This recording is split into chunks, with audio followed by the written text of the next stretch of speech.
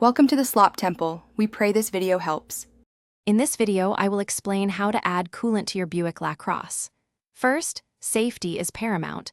Always wait until your engine is completely cool before attempting to open the coolant reservoir cap.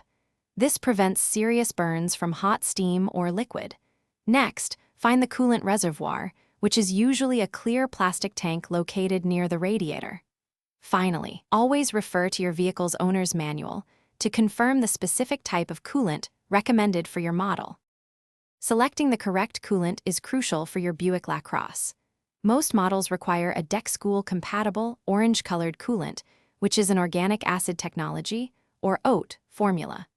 Mixing different coolant types can lead to chemical reactions that damage your cooling system. The coolant reservoir has clear MIN and MAX markings. The fluid level should always be between these two lines when the engine is cold to ensure proper operation. Now, let's add the coolant. With the engine cool, slowly turn the reservoir cap counterclockwise to release any residual pressure. Once the cap is off, carefully pour the correct coolant into the reservoir. Fill it gradually until the fluid level reaches the MAX line. It's important not to overfill, as the coolant needs room to expand as it heats up, preventing potential leaks or damage to the system. After adding the coolant, securely tighten the reservoir cap to prevent any leaks or pressure loss. Over the next few days, keep an eye on the coolant level to ensure it remains consistent and doesn't drop, which could indicate a leak.